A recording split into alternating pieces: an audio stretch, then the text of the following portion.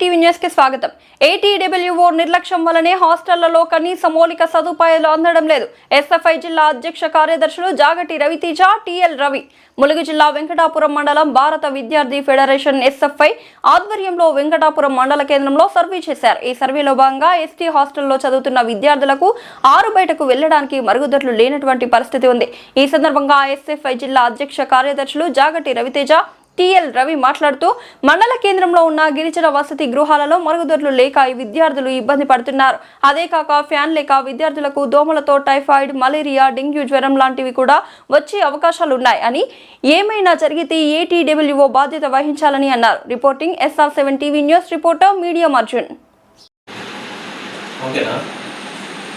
భారత విద్యార్థి federation SFI Venkatapuram మండల కేంద్రంలో ఉన్న ఎస్టీ హాస్టల్ ఎస్ఎఫ్ఐ ఆధ్వర్యంలో సందర్శించడం జరిగింది.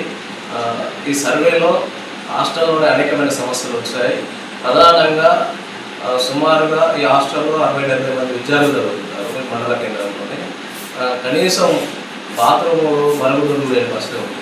దాంతోపాటు విద్యార్థులకు సరిపోని బాత్రూము, మరుగుదొడ్లు లేవు. విద్యార్థులు బయటకు వెళ్ళే పరిస్థితి ఉంది. ఇటువంటివి మేము ఏటీడబ్ల్యూ గారికి అనేక సార్లు తెలియజేసినాం, కానీ ఇప్పటి వరకు పట్టించుకునే పరిస్థితి కనపడుతుంది.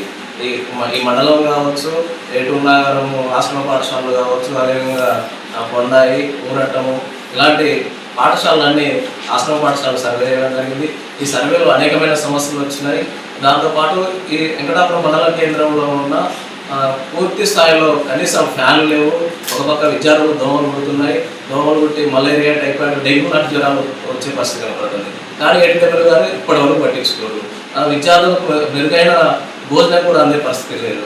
ఇటువంటి సమస్యలు పరిష్కరించుకోకుండా అతను ఏటీడబ్ల్యూ గారు తను ఇష్టం వచ్చినట్టు చేస్తే మేము ఎస్ఎఫ్ఐ విద్యాసంఘంగా అస్సలు ఊరుకోము.